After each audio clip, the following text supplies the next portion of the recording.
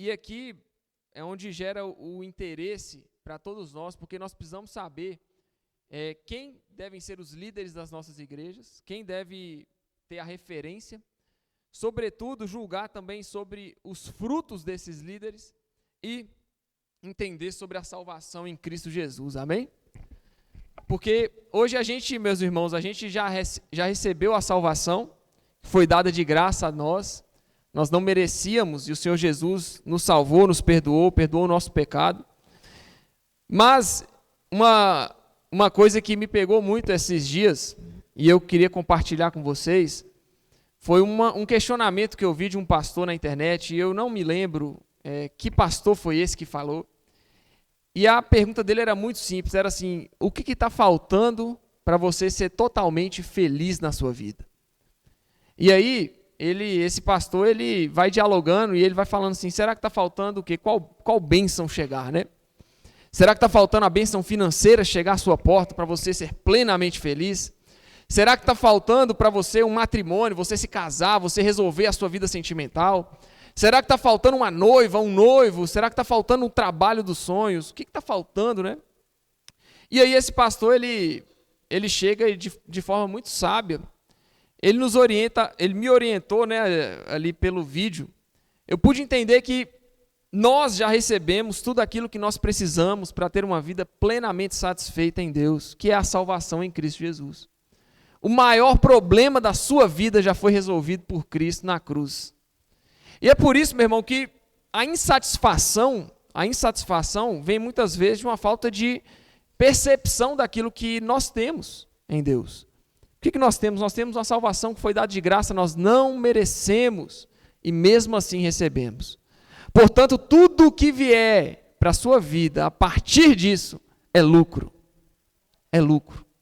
Porque o seu pior problema Deus já resolveu. E aí a gente precisa entender como dialogar com essa fé. E para a gente poder fechar, colocar um ponto final aí nessas 3 cartas, né? 1ª, 2ª Timóteo e Tito, eu quero que vocês abram, em Tito mesmo, capítulo 2, versículo 11.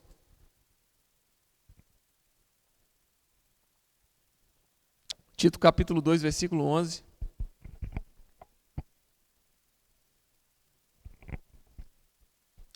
É a versão NAA, Nova Almeida Atualizada.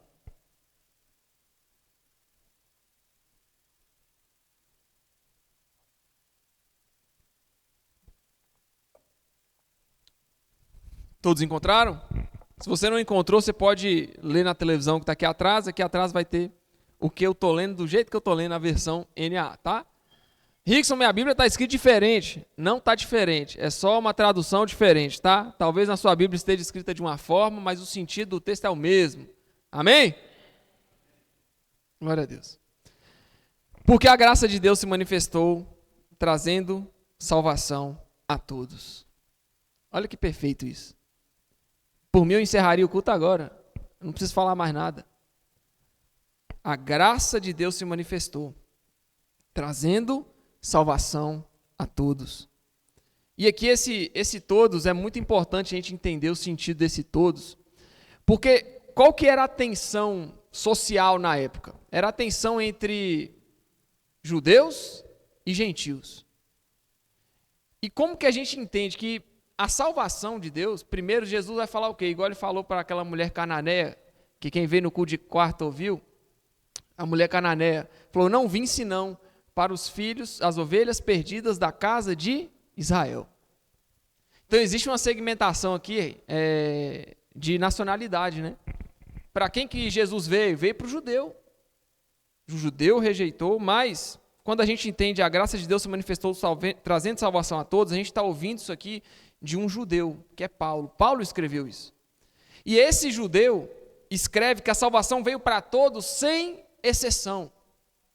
Então não importa se você é brasileiro, não importa se você é baiano, se você é mineiro, a salvação de Cristo Jesus se manifestou a partir da graça a todos, sem distinção nenhuma de raça, de cor, de credo. Às vezes a pessoa era judaica, a salvação se manifestou para ela. A salvação se manifesta para as pessoas hoje que não compartilham da religião que você compartilha, porque é pela graça, aqueles que aceitam Jesus se tornam salvos. Então, meus irmãos, a salvação se manifesta a todos nós. Mas a salvação, o que é essa salvação? E aqui eu acho que é um dos principais objetivos do apóstolo Paulo, é educar a igreja. Versículo 12, o que ela faz? A salvação, a graça se manifestou trazendo salvação, ela nos educa para que, renegadas as impiedades e as paixões mundanas, vivamos neste mundo de forma sensata, justa e piedosa. Então, qual o sentido da salvação? É para que a gente viva conforme alguém que foi salvo. Então, percebe que eu não vou agir de forma correta porque eu quero conseguir algo e eu estou interessado em barganhar com Deus. Deus, eu não vou fazer as coisas erradas para ganhar salvação. Não, meu irmão, ao contrário. Você não faz as coisas erradas porque você foi salvo. Porque você recebeu uma bênção, e essa bênção, meu irmão, ninguém tira de você. A salvação em Cristo Jesus, ninguém vai tirar de você. Então, agir de forma correta é natural. Respeitar o próximo, cuidar das viúvas, cuidar dos órfãos, auxiliar as pessoas que estão precisando de alguma situação. Isso é natural porque eu recebi uma salvação, eu recebi de graça. Então eu manifesto essas boas obras porque eu recebi algo poderoso. A gente não precisa ficar barganhando com Deus. Deus, eu vou fazer isso para o Senhor me dar aquilo. Às vezes a gente, no auge do nosso desejo de conseguir algo, a gente começa a fazer voto para tudo que é lado. Mas o voto, meu irmão, é para sacrifício. Não é para você barganhar com Deus. Está entendendo? Deus, eu vou fazer um voto para que o Senhor me dê aquilo. Meu irmão, peça de todo o seu coração. Se você pedir bem, em nome de Jesus, vai acontecer. Amém? Você não precisa ficar barganhando com Deus. Deus não é um Deus de barganha, meu irmão. Ele é um Deus de salvação gratuita. Mas a salvação de Cristo Jesus, ela não te permite viver de qualquer forma. Então, como que deve ser a forma aqui muito clara? Ela nos educa, versículo 12, para que, renegando as paixões mundanas e as impiedades, o pecado, eu viva de forma sensata, justa e piedosa. Porque essa é a evidência clara de que alguém foi salvo. Então não tem como eu falar que eu fui salvo se eu não vivo de forma sensata, justa e piedosa. Não tem como eu dizer que eu faço parte do povo de Deus se o meu coração maquina o mal e se o meu desejo é apenas pelo pecado. Não tem como eu falar que eu sou salvo se eu vou à igreja apenas para barganhar com Deus quando eu estou passando por algum problema, por alguma situação. Não tem como a gente viver nessa vida de barganha, meu irmão, porque é insustentável. Você em algum momento vai falhar. Em algum momento você vai perder o rumo. Em algum momento você vai perder a direção. Mas estar em Cristo Jesus é garantia de que nós iremos perseverar até o fim e sermos salvos. Amém? E o que me espanta, uma das coisas que me espantam, tá? Isso é pessoal. É que, tipo assim, se a gente virar e falar assim, ó, vamos para a casa de Deus, fazer uma campanha, para você conseguir a sua bênção, em 7 dias você vê igrejas aí lotadas, entupidas de gente, porque a pessoa quer a bênção. Só que a pessoa, se você fala assim, vamos para a casa de Deus, compartilhar a palavra, e lá nós vamos compartilhar falando sobre a nossa salvação, ninguém se interessa. E aí, a gente percebe que as igrejas, não de forma geral, né? Não generalizando todas as igrejas, mas boa parte das igrejas estão mais focadas naquilo que Deus pode dar para elas nessa vida terrena do que Deus já deu para elas na vida futura. E aí eu fico com muito medo de que a gente, enquanto igreja, perca o alvo da nossa fé, que é a salvação, que é a vida eterna. Você vai viver, meu irmão, 70, 75, 80 anos nessa vida. Alguns podem viver até os 100. Alguns vão viver menos. A gente não sabe o dia de amanhã. Então, será que vale a pena eu investir tanto tempo e sofrer tanto, fazer um monte de sacrifício para conseguir coisa nessa terra? Será que vale a pena eu me desgastar tanto para que Deus me dê uma bênção terrena, sendo que eu já recebi a principal das bênçãos, que é a minha salvação em Cristo? Será que vale a pena eu tirar os meus olhos e deixar de contemplar a beleza que existe numa vida de alguém que é salvo? Ser salvo é bom demais, meu irmão. A vida de alguém que foi alcançado pela graça é maravilhosa. Então, ao invés de desfrutar da sua salvação aqui nessa terra e viver para compartilhar aquilo que você recebeu de graça, você vive correndo atrás do vento. Você vive de barganha atrás de barganha, de voto atrás de voto, de sacrifício atrás de sacrifício, mas Deus já te deu o principal. E você não desfruta. E você não descansa. E você não está satisfeito. Isso não é um convite para você simplesmente desistir dos seus sonhos, não. Você tem uma faculdade para fazer, faça, dê o seu melhor. Você tem um trabalho para fazer, faça, dê o seu melhor. Você tem algo que você quer alcançar na sua vida, faça, dê o seu melhor. Faça como se fosse para Deus. Você trabalha para a glória de Deus. Você estuda para a glória de Deus. Você serve os outros, sirva para a glória de Deus. Mas não se esqueça que o principal você já recebeu, que é a salvação em Cristo Jesus. E nada muda isso. Nada muda que o objetivo principal do apóstolo Paulo é trazer a igreja com uma carta pastoral a partir de Tito aqui na cidade de Creta e Timóteo na cidade de Éfeso, era que, olha, orientem para que eles se afastem dos falsos mestres. Porque os falsos mestres, o único desejo deles eles têm seduções gananciosas, eles querem apenas seduzir as pessoas com seus falsos ensinos para que eles ganhem mais dinheiro. Fujam dos falsos mestres, porque os falsos mestres são aqueles que pregam e não vivem o que pregam, ou os falsos profetas que trocam o dom deles por dinheiro. Fujam desses, porque eles vão atrasar a sua vida, a sua caminhada de fé com Cristo.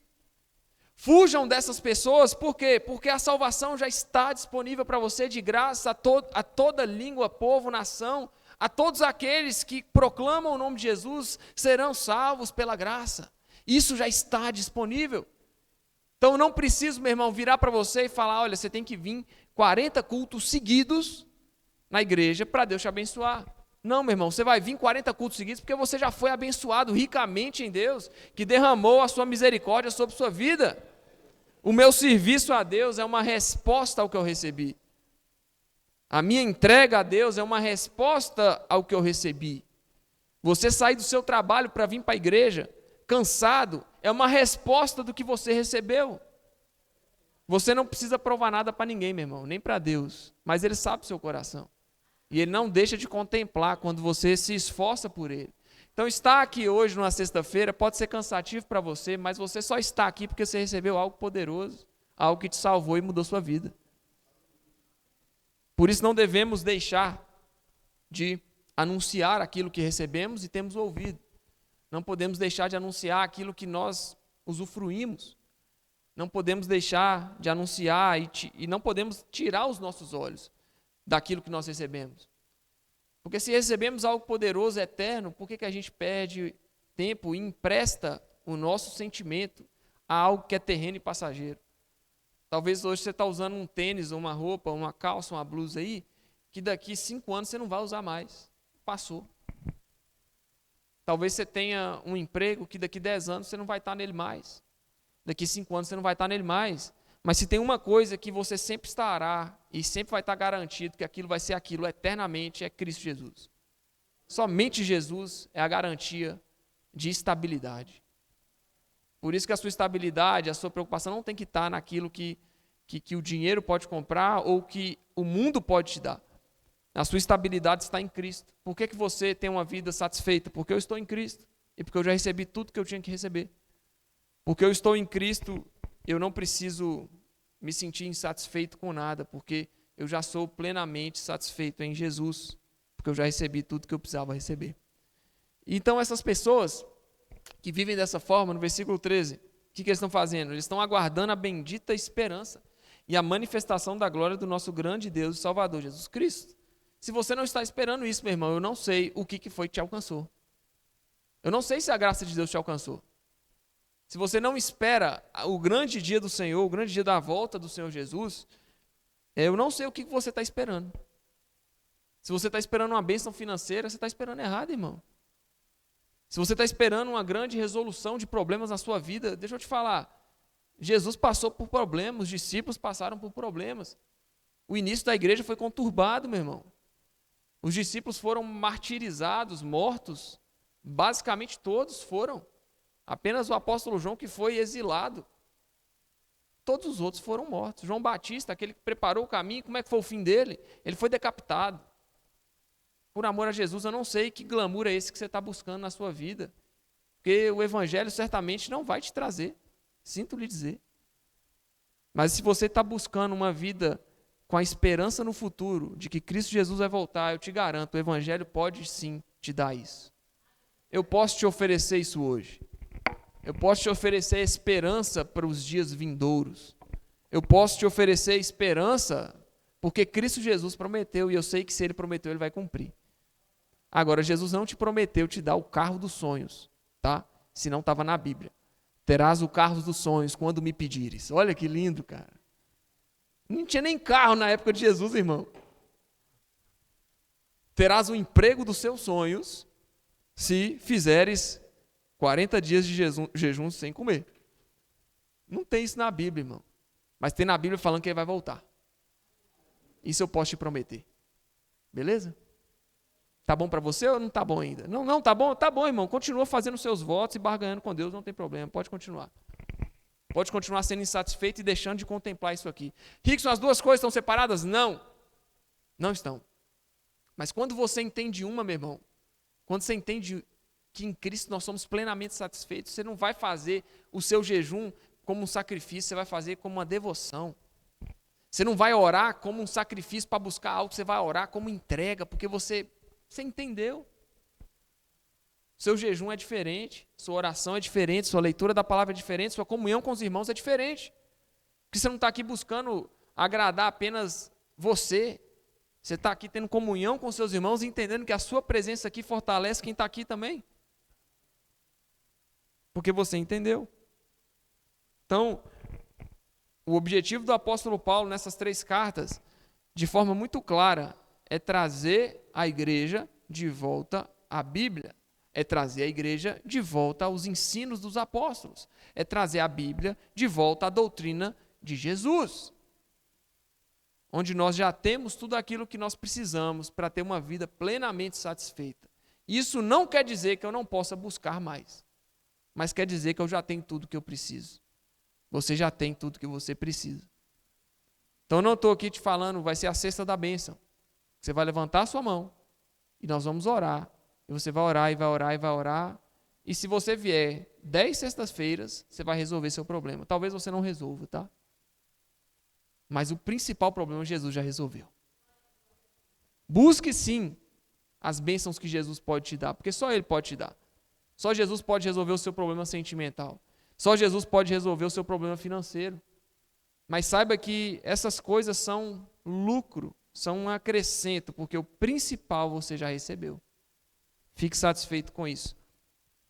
Ele deu a si mesmo por nós, a fim de nos remir de toda iniquidade e purificar para si mesmo um povo exclusivamente seu, dedicado à prática de boas obras. Ou seja, estar em Cristo é estar exclusivamente em Cristo.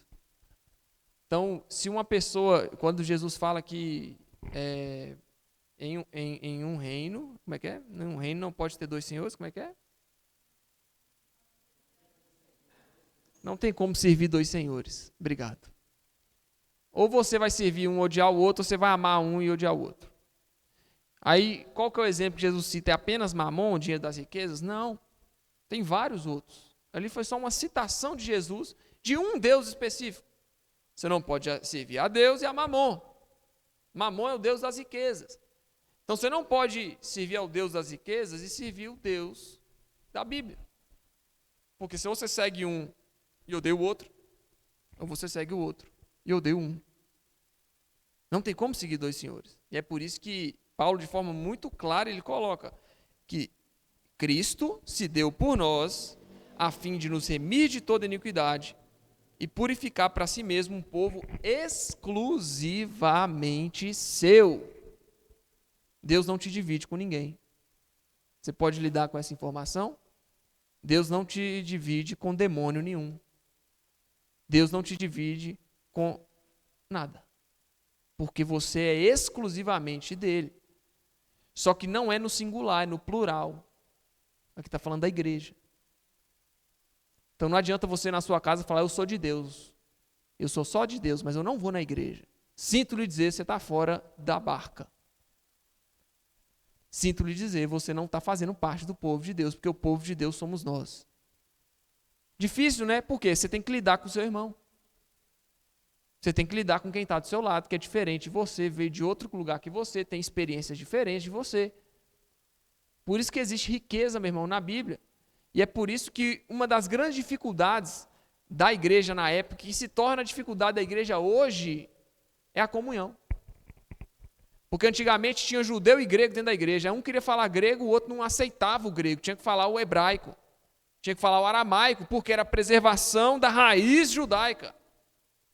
Aí vai lá, os caras fazem um negócio chamado Septuaginta.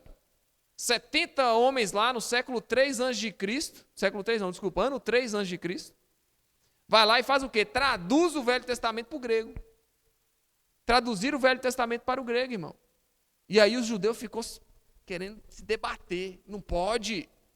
Aí tinha na igreja, a igreja primitiva tinha o quê? Tinha grego e judeu junto. Imagina a confusão que você ia dar. Uns queriam a pregação em grego, a outro queria em aramaico, não podia falar grego. E aí começam as tensões, porque diferenças culturais dividiram a igreja no passado. Então a gente precisa entender que o que nos une é a nossa fé em Jesus. E ela deve ser o principal elo entre nós. Você não é da mesma família que eu. Você não vem do mesmo lugar que eu. Você possivelmente não nasceu no mesmo lugar que eu. Mas nós estamos juntos aqui hoje por amor a Cristo Jesus. E isso deve nos unir. Deus não separa para si uma pessoa exclusivamente sua, mas um povo exclusivamente seu. Portanto, a preocupação do apóstolo Paulo é a união entre a igreja.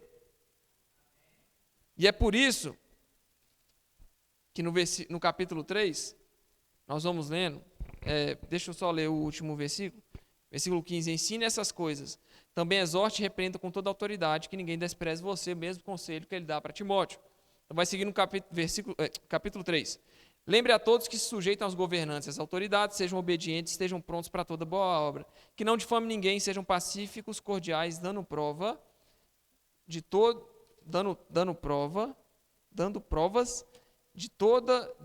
tipo de... Como é que é? Espera aí que eu estou perdendo um trem aqui. Desculpa, é porque essa Bíblia aqui, ela é bem maluca, ela tem um estudo aqui, eu passei a página, aí a página seguinte já estava no outro versículo, aí tem um pedacinho aqui com 2 linhas escrito que eu não li. Tá. Versículo 2, que não difamem ninguém, que sejam pacíficos, cordiais, dando prova de toda cortesia para com todos, pois nós também no passado éramos insensatos, desobedientes, desgarrados, escravos de todo tipo de paixões e prazeres, vivendo em maldade e inveja, sendo odiados e odiando-nos uns aos outros. Então vamos lá, nós estamos falando de igreja, comunhão. O que nos assolava no passado era odiar o próximo, nos odiar. Ou seja, eu me odiava, sendo odiados, e odiando uns aos outros. No passado éramos assim. Está falando? Éramos. Por isso, meu irmão, que a obra de redenção de Deus na sua vida, ela não resolve somente o seu problema de relacionamento com Deus. A obra de redenção, de salvação na sua vida, ela resolve o seu problema com Deus, ela resolve o seu problema consigo mesmo e ela resolve o seu problema com o próximo. Então agora, antes eu queria matar o meu próximo, agora eu quero amá-lo, eu quero cuidar dele, mesmo que ele é diferente de mim.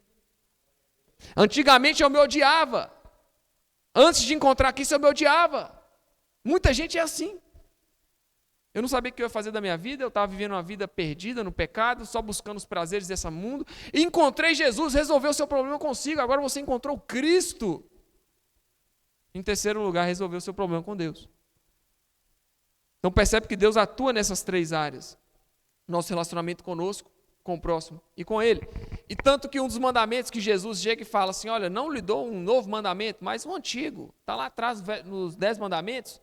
6 dos 10 mandamentos fazem menção ao nosso relacionamento com o próximo. e 4 fazem menção com o nosso relacionamento com Deus. Então o que Jesus falou?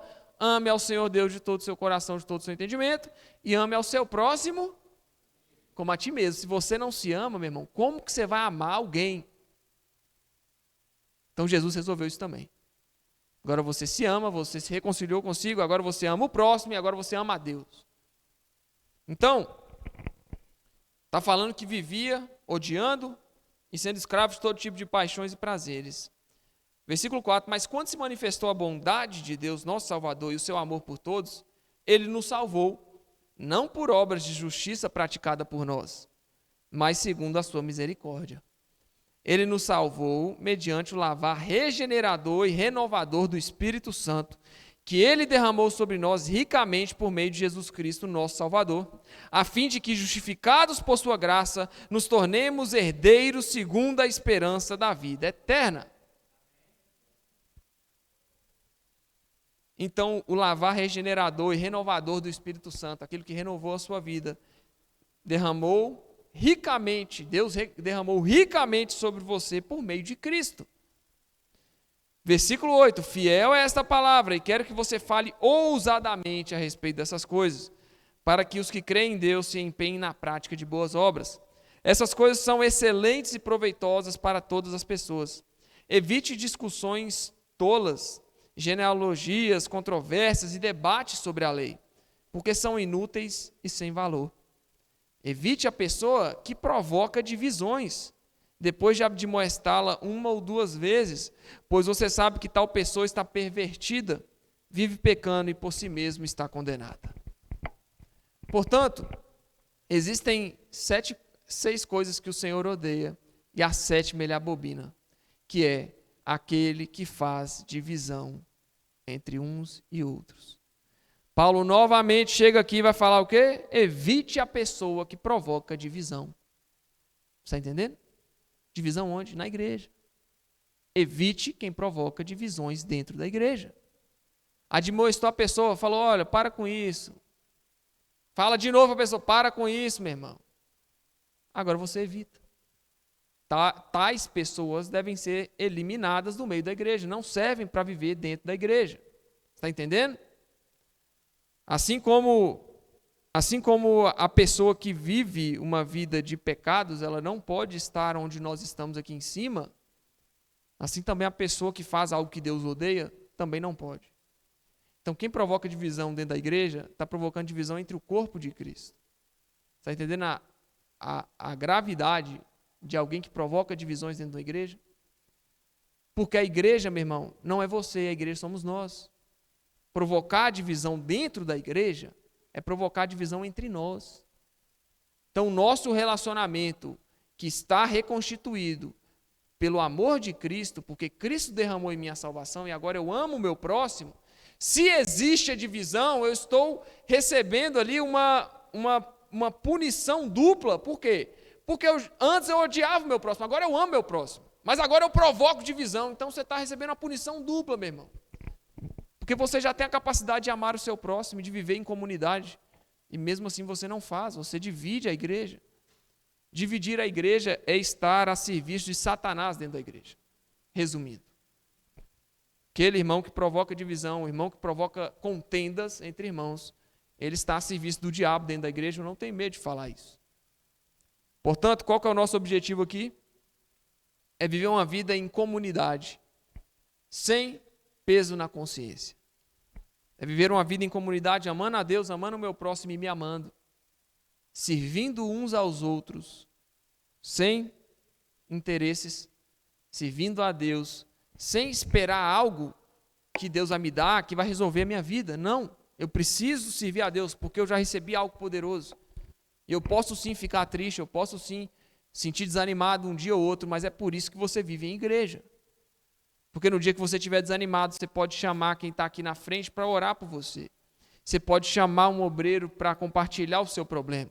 Você pode chamar o seu irmão que está compartilhando a fé com você para ele te ouvir e te aconselhar. Essa é a beleza de viver em igreja. Essa é a beleza de viver a igreja. Essa é a beleza de ser igreja. Porque agora eu tenho esperança e confiança. Eu confio em Deus e confio no meu próximo, que está do meu lado e pode me auxiliar. Foi levantado por Deus para isso. Mas se no nosso meio estiver pessoas com interesses difusos aos interesses da Bíblia, eu preciso tomar cuidado. Por isso que Paulo fala, não seja tolerante com quem provoca divisão. Porque esse irmão vai te fazer pecar, esse irmão vai te fazer cair. Você não pode confiar nele. Porque o que provoca divisão entre uns e outros, com você, em algum momento ele vai se juntar com outro para provocar divisão contra você. Está entendendo? É o mesmo caso. Existe alguém, um amigo, uma amiga sua aí, que fica falando mal dos outros para você? Saiba que um dia ela vai falar mal de você para os outros. Tá? E se você é essa pessoa, vigia. Deus vai te pegar. Eu vou orar para Deus te dar um pesadelo tão forte que você vai acordar se mijando de medo, tá? Eu vou orar para isso se você for essa pessoa. Tá? Se você for a pessoa que provoca divisão, então, meu irmão, você está sendo admoestado aqui a primeira vez, tá? A segunda vez, a gente fala de novo, mas a terceira vez não vai ter, não. Você vai sair do nosso meio. Entendeu? Mas aqui só tem santo de Jesus, amém? Amém ou não amém? Vocês ficaram apreensivos porque eu não estou falando de você, ué. Não estou falando de ninguém, não. Estou só dando uma admoestação aqui. A Bíblia está mandando, entendeu? Só ler a Bíblia. Vocês são bênção. Então, para a gente poder fechar, né? Evite a pessoa que provoca divisões, pois você sabe que tal pessoa está pervertida, vive pecando e por si mesma e já está condenada. Quem provoca divisões dentro da igreja já está condenada, vive pecando e por si mesma já está condenada. Tá? Não se junte a eles. E quero que você abra sua Bíblia em 2 Pedro, para a gente poder fechar aqui. Assim como Paulo vai falar, cuidado com os falsos profetas, Pedro também fala, né? Deixa eu ver se é 2 Pedro. Espera aí. Deixa eu ver se é 2 Pedro mesmo, meus irmãos. Um minuto. Deixa eu ver se é 2 ou 1 Pedro. 2 Pedro 2:1 vai falar.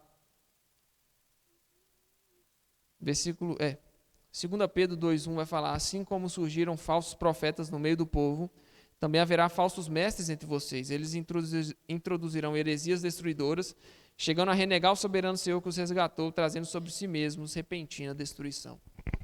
Portanto, além do apóstolo Paulo incentivar a igreja a rejeitar os ensinos dos falsos mestres, Pedro também aqui, de forma muito sábia, coloca que sim, no meio das igrejas podem existir falsas pessoas, falsos mestres, que vão fazer o quê? Introduzir heresias destruidoras, chegando a renegar o soberano Senhor que os resgatou. Portanto, tudo vai voltar, meu irmão, para negar a obra redentora de Jesus. E existem pessoas que não vão renegar a obra redentora de Jesus por meio de palavras. Porque nem sempre as pessoas são loucas de chegar diante de um altar e falar assim, Jesus não vai salvar ninguém. Entendeu? Nem sempre as pessoas vão fazer isso. Muitas vezes elas chegam assim e falam, eu acho que a Bíblia, ela é insuficiente. A pessoa diz, como assim a Bíblia é insuficiente? E a pessoa começa a falar, a Bíblia tem que ser atualizada, para que eu ame mais tal pessoa. Vai chegar desse jeito, de mansinho. Mas o objetivo da heresia é destruir a sua fé. O objetivo do ensino errado é destruir a sua fé. Nem sempre vai chegar com cara, mas com o tempo os frutos provarão aquela pessoa. Portanto, os falsos mestres são aqueles que pregam e não vivem o que pregam. Os falsos profetas são aqueles que trocam o dom deles por dinheiro. Assim como Balaão, que se tornou um falso profeta porque recebeu, né? Ele recebeu o dinheiro do rei para amaldiçoar Israel. E por que Deus não deixa ele amaldiçoar? Porque o dom do cara era aquele, ele era profeta. Só que ele não amaldiçoou Israel, mesmo tendo ido lá para amaldiçoar Israel. Então, o chamado de Cristo, o chamado do apóstolo Paulo, do apóstolo Pedro, às igrejas, era que eles voltassem ao fundamento da palavra. É voltar a Cristo, é voltar à Bíblia, é voltar a Jesus. Porque é isso aqui que te salva, meu irmão. É isso aqui que resolve o seu problema. Tem coisa que você acha que é insolucionável. Mas quando você encontra Jesus, resolve. Não é nem porque a circunstância mudou ao seu redor, não. É porque a sua cabeça mudou. Encontrar Jesus, eu te garanto que é a melhor coisa que você vai encontrar na sua vida. Tá vendo? Se eu tivesse falado para vocês que Deus vai derramar uma bênção sobre a sua vida, você tinha dado um pulo. Por que você não pulou aí agora? A bênção na terra vale mais para você do que encontrar Jesus, meu irmão? A nossa mente não pode estar programada para dar glória a Deus só quando sai uma palavra de bênção aqui. Sua mente não pode estar programada para isso. Tá? Eu vou falar de novo. Jesus é a melhor coisa que você vai encontrar na sua vida. Ah, é porque eu não gritei, desculpa. Pode aplaudir Jesus aí, irmão.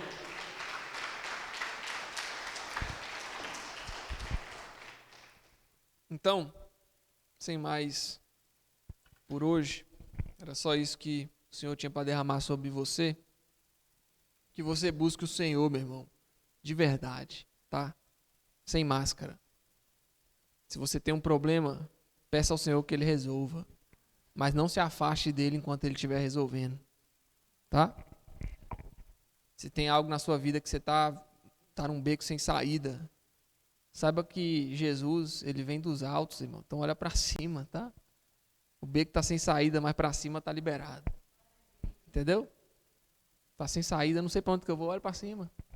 Vai para cima, tranquilo. Né? A salvação vem do céu, vem do alto, né? Vamos olhar para Cristo. Porque só Jesus é capaz de trazer essa sensação, essa satisfação nele.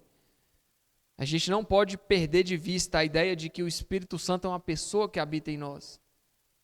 E ele nos instrui, nos educa em todas as coisas para que a gente viva de forma sábia, piedosa, justa. O Espírito Santo nos educa, irmão. Ele nos traz paz. Ele traz harmonia entre nós. Às vezes nós estamos compartilhando a fé aqui, compartilhando as mensagens, e o Espírito Santo está dentro de nós. Então, quando a gente fala sobre coisas do Senhor, quando a gente vai falar sobre o Espírito Santo, isso testifica dentro de você, porque você tem o Espírito Santo. Portanto, não seja negligente, não seja descuidado com a presença do Espírito Santo dentro de você. Não descuide. Não ore apenas como um ritual. Eu preciso consertar isso muito na minha vida. Orar como um ritual. Como é que é o ritual? Eu chego na hora de dormir, eu fecho meu olho lá e oro, Senhor, e tal, obrigado pelo dia, e tal, boa noite, tchau. Então a gente passa aí 24 horas do nosso dia, 8 horas dormindo, aí sobram 16. Dessas 16 horas você passa 3 horas comendo, né? 16 menos 13, as próximas 13 horas, pelo menos comigo, eu chego 8 horas na minha loja, eu saio 6:30. Ou seja, são 10 horas trabalhando, né? Terça e quinta é 1 hora fazendo jiu-jitsu, né? Deixa eu ver, segunda também às vezes, 40 minutos dentro de uma academia, né? A maior parte do tempo é trabalho, ou seja, nós temos que trabalhar para a glória de Deus, né? E na hora de dormir são 30 segundos ou 1 minuto com Deus. Então essa conta não fecha. Eu preciso eliminar isso da minha vida. A oração não é um ritual, a oração é um relacionamento. Eu não oro para pedir a Deus algo ou só para agradecer, não, eu oro para ter relacionamento, comunhão. O jejum não é uma moeda de troca. O jejum não é uma moeda de troca. Se você jejua, mas está com ódio do seu irmão, você está jejuando errado, irmão. Se você jejua e não consegue perdoar, você está jejuando errado. Se você jejua apenas para buscar algo, eu vou jejuar aqui, vou fazer um voto com o Senhor, ficar sem fazer aquilo para que Deus me dê aquilo. Você está negociando com Deus. Está entendendo? Você jejua por devoção. Por isso chama devocional. Você jejua por obediência. Você jejua porque faz bem. Você jejua não para buscar algo, mas porque você já recebeu algo poderoso. Então, dialogue diferente com o seu jejum, dialogue diferente com a sua oração. Não é uma reza, não é um ritual, é um relacionamento. Porque o Espírito Santo é uma pessoa, está vivo e vive dentro de você. Então, não seja negligente com a pessoa do Espírito Santo. Porque para você esfriar na fé, basta perder o Espírito Santo, meu irmão. Basta ele não estar aí dentro mais. Ele é o que nos sustenta. Porque a promessa de Cristo foi o quê? Eu vou, mas eu preciso ir. Na verdade foi assim, né? Eu vou preparar o lugar. Eu preciso ir, porque se eu não for, o Consolador não vem.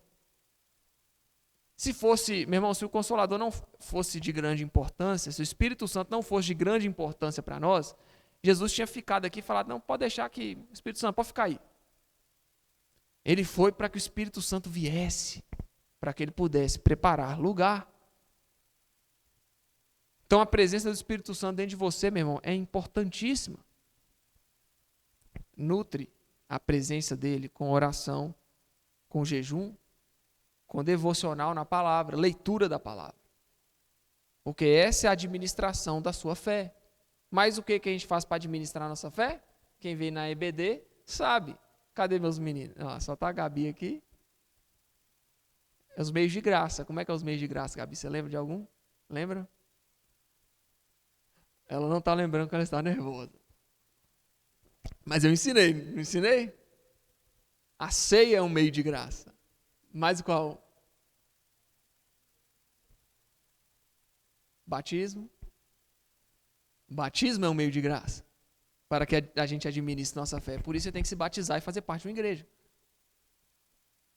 É assim que a gente administra a nossa fé, irmão. Não é só você vir na igreja, ficar sentado aqui olhando para minha cara.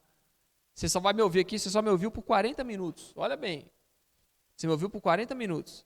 Você escutou os louvores por 30. Você está há 70 minutos na igreja.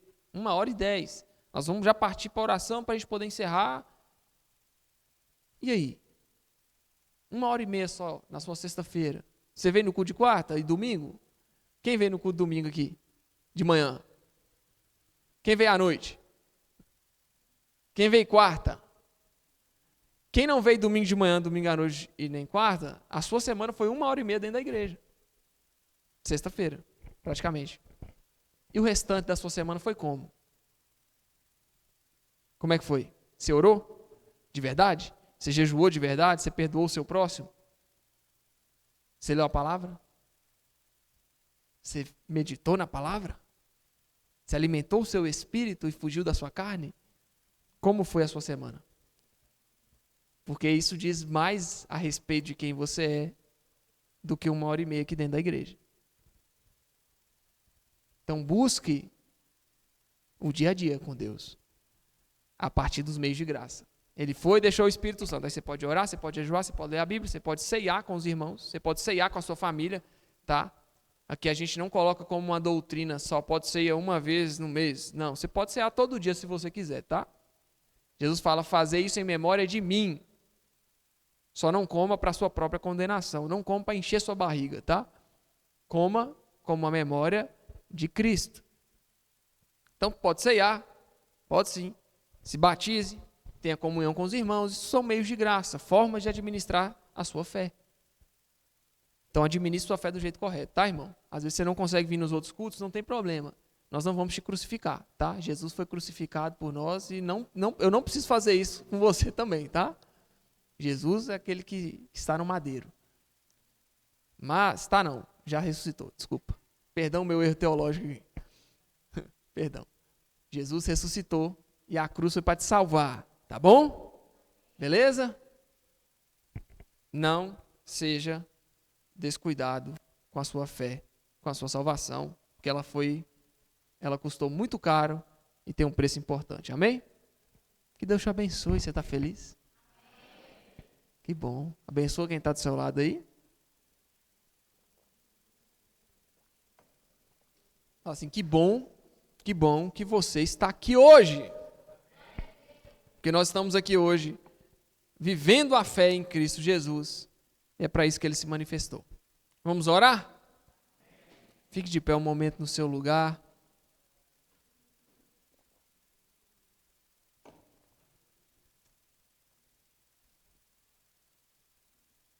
tomar minha água. Estou com sede. Vamos orar? Quero que você levante suas mãos, feche os seus olhos. Nesse momento eu peço que você não se distraia com nada, não deixe que nada roube sua atenção. E se há algo dentro de você que o Senhor precisa curar e transformar, nós iremos orar nesse momento para que isso aconteça. Eu vou orar para que o Senhor transforme a sua realidade, a sua vida. Senhor Jesus, nós estamos reunidos na sua casa, Deus, vivendo, Pai, em comunhão, assim como o Senhor nos ordenou que vivêssemos. E Deus, nesse momento, eu quero clamar a Ti. Nesse momento eu quero clamar ao Espírito Santo, que venha visitar as vidas. Deus, se há alguém enfermo em nosso meio, se há alguém com algum problema, Deus, espiritual, nós queremos nesse momento que o Teu Espírito Santo venha e mande embora tudo aquilo que não pertence a Ti. Deus, nós clamamos pelo Seu sangue, nós clamamos por Sua palavra, nós clamamos por aquilo que o Senhor disse: ide por todo mundo, pregai o Evangelho a toda criatura, batizando-as em nome do Pai, do Filho e do Espírito Santo, para remissão de pecados. E nós cremos, Jesus, que o Senhor nos levantou nessa terra para anunciar a Sua palavra e expulsar toda a obra contrária à nossa vida. Tudo aquilo que não provém do Senhor, nós somos levantados para repreender em nome de Jesus. E é por isso que nós clamamos a Ti, Deus. Se há alguma opressão maligna no meio do Seu povo, que saia agora em nome de Jesus. Se há alguma pessoa com alguma enfermidade, nós clamamos, Espírito Santo, seja a cura na vida dessa pessoa essa noite. Se há alguma enfermidade nos corpos, que agora saia em nome de Jesus. Nós clamamos a Ti, Deus, que tumores venham secar, Pai, e venham sair em nome de Jesus. Toda dor física venha sair em nome de Jesus. Só o Senhor tem poder, Jesus. Nós fomos redimidos porque o Senhor tem poder. O mesmo poder que nos salvou é o poder que está aqui hoje para transformar a nossa vida, para curar o nosso corpo e curar a nossa alma. Portanto, Jesus, se faça presente neste lugar. Pai, nós clamamos a Ti que o Seu Espírito Santo derrame graça sobre cada um, derrame salvação sobre cada um. Deus, salve o Seu povo, resgate os perdidos, venha alcançar aqueles corações que têm andado desgarrados da Sua presença. E que o Senhor nesse momento, Deus, realize e finalize a perfeita obra que o Senhor começou. Nós clamamos a Ti, Deus, pelo Seu poder. Só o Senhor tem poder, Pai. Só o Senhor tem poder para curar. Só o Senhor tem poder para libertar. Só o Senhor tem poder para salvar a Sua igreja, Jesus. Não há nada em nós que seja bom a não ser que venha de Ti, Deus.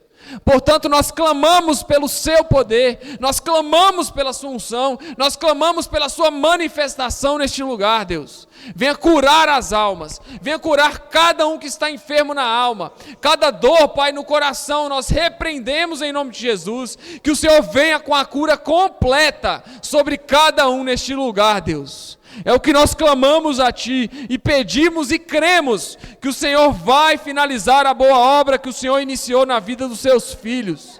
Nós cremos na Sua manifestação sobrenatural. Nós cremos que o Senhor é poderoso, Deus, para rechaçar toda a obra das trevas e para fazer reinar a Sua palavra em nós.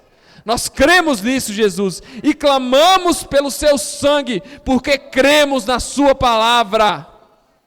Jesus, nós Te amamos e Te servimos não pelo que o Senhor nos dá, mas pelo que o Senhor é. Nós Te servimos não pelo que as Suas mãos nos entregam, mas sim pelos Seus pés, Pai, que estão aqui e nós estamos dobrados diante deles, nos humilhando na Sua presença e reconhecendo quem o Senhor é. O Senhor é o motivo e a causa de estarmos reunidos, Jesus. Portanto, Deus, venha reinar neste lugar e fazer como o Senhor quer. Venha fazer da forma como o Senhor quer. Espírito Santo, o Senhor tem liberdade neste lugar. Portanto, Deus, redima a vida dos Seus filhos. Repreenda toda acusação do diabo contra a alma deles, contra a mente deles, contra o coração deles. e que nesse momento eles sejam curados e transformados pelo Senhor na autoridade que há no nome de Jesus. Amém. Aplaude Jesus aí, meu irmão, com toda a sua alegria.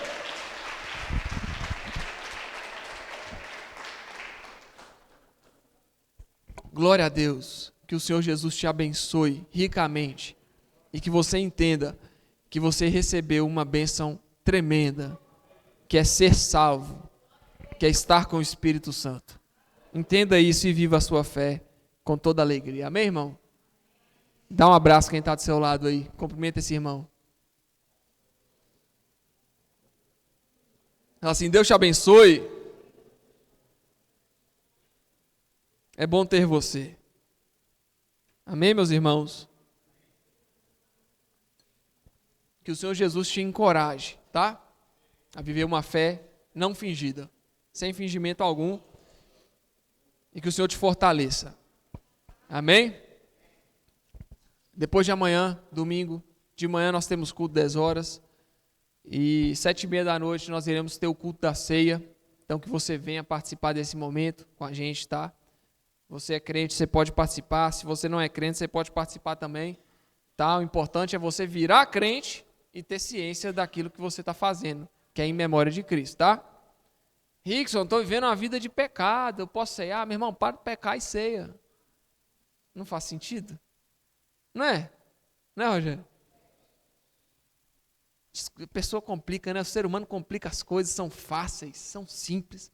Estou vivendo uma vida de pecado, para de pecar. Conserta a sua vida e vai ceiar. É melhor ceiar com os irmãos em memória de Cristo que viver pecando. Amém? Então resolva a sua vida. Tem um mosquito aqui em minhas costas. Resolva a sua vida e, antes do domingo e venha ceiar com Jesus. Amém? E dia 23 nós temos o culto de jovens. Dia 23 vai ser maravilhoso, assim como todos os cultos têm sido. Faltam 15 dias, então você tem 15 dias para chamar 15 pessoas e vir com ela no culto. Aí não tem que fazer o culto do lado de lá, porque não vai caber, né? Se cada um aqui trouxer 15, é muita gente, né? Mas a gente aperta aqui, cabe, tá? Mas que você venha prestigiar aqui o culto que os jovens organizam, venham participar do culto também, porque vai ser um momento único que nós vamos ter aqui de adoração ao nosso Senhor Jesus. Amém? Deus te abençoe. Vamos encerrar. O apóstolo quer fazer a bênção apostólica? O apóstolo quer fazer a... Pode fazer? Tá bom. Levante suas mãos. Que a graça do nosso Senhor e Salvador Jesus Cristo, que o amor de Deus, a comunhão e a consolação do Espírito Santo sejam sobre todos nós que aguardamos a iminente volta do nosso Senhor e Salvador Jesus. E você diz amém! Aplaude Jesus aí com toda a sua força.